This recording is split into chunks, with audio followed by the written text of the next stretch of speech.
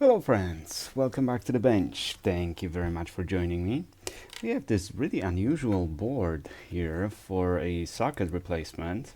This is Gigabyte MC03-CE0 revision 1.0.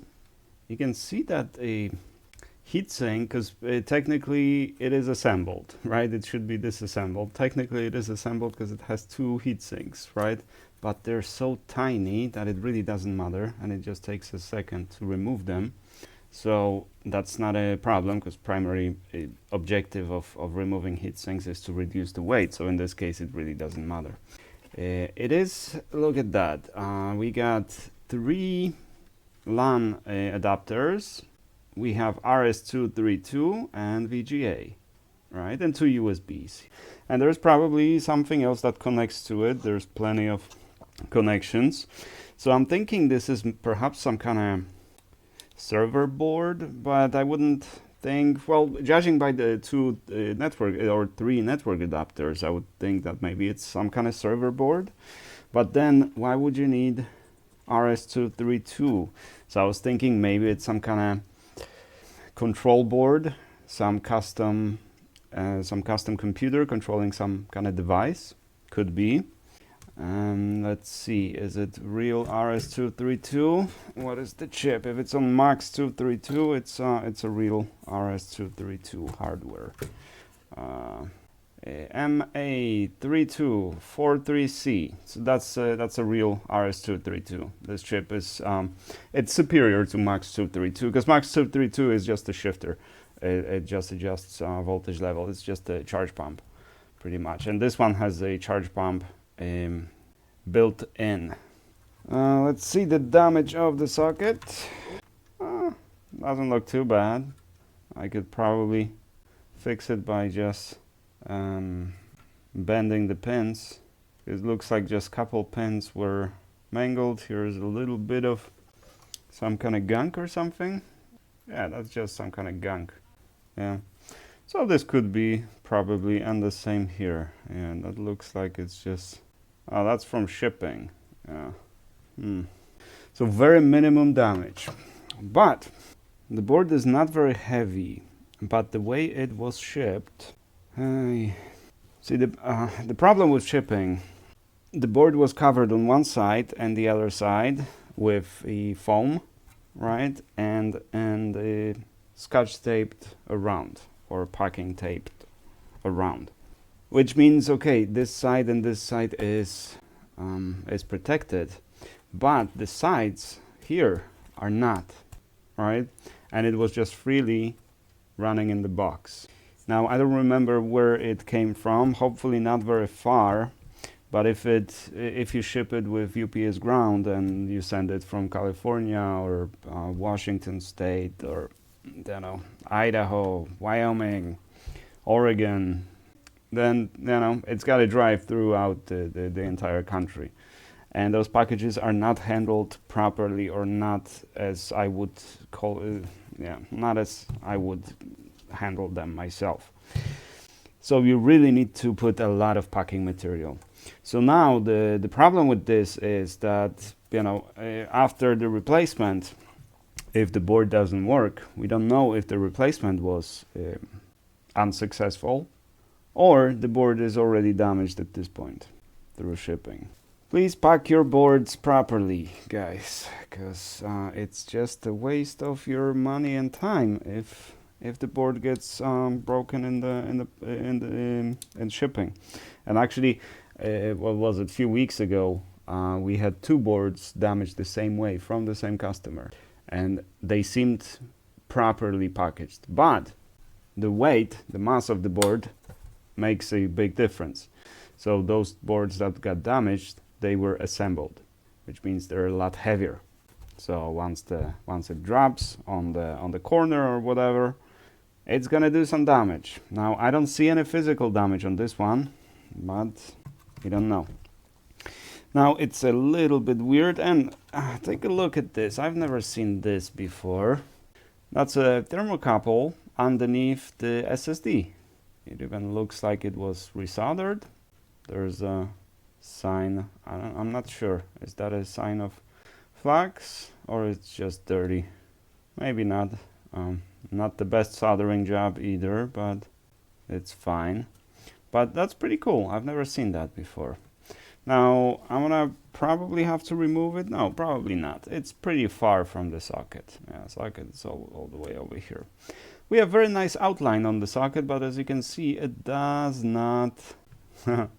yeah, that kind of sucks. So you see the distance here? It's not touching the line on the right. Well, at the bottom actually, because the socket orientation is this. All right, so that's going to be tough to align.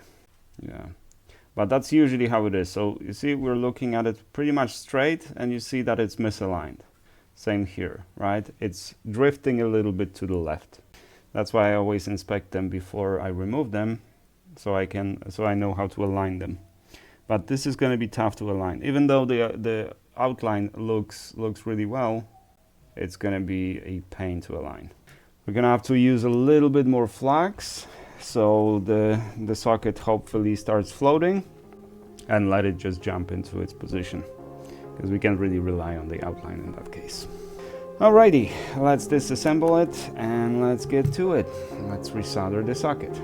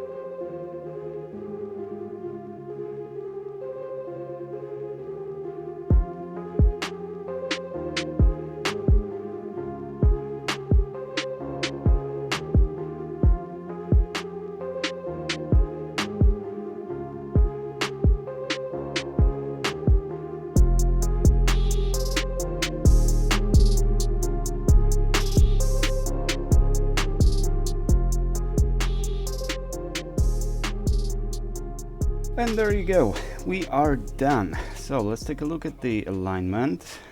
In the background we have Nathan fixing M16R1, my favorite laptop to repair. As you can see, it is slightly offset like it was before, right? So it's sitting on this line and it's a little away from this line, so that should be good. So I think alignment is good. Cleanliness is awesome. That was like 16 or 17 minutes in the ultrasonic cleaner. And so I forgot to remove the battery, and I realized that midway through the procedure. I removed the heat sinks, but I forgot the battery. And typically that's not a problem. Usually nothing happens, but on this one the battery exploded. Usually it's the cups that explode, but which is weird because I figured it's not that close to the socket, right? So the cups were okay. I didn't cover them or anything, and nothing happened to them. But the battery, maybe it was too new, maybe too old, who knows? But it exploded. That was the first time I had exploding battery. But other than that, everything seems fine. The socket seems aligned. aligned, and it is solid. I didn't see what temperature it dropped, but I see that it's laying flat nicely on the board. Everything seems okay. All right, I guess we shall see. Now I'm gonna let it dry, ship it back to the customer. Thank you very much for your business, and thank you guys very much for watching. I do appreciate you, and I shall see you in the next one. By the way, we're gonna start the Sunday session now with LED Farmer. Do some motherboards. If you guys want to join, usually we do it on Sundays in the morning or before noon. It's past 11 right now, but since Nathan is doing his stream, I don't want to interfere. So I'm gonna wait for him to finish his laptop, and then I'm gonna start my stuff. See you guys then.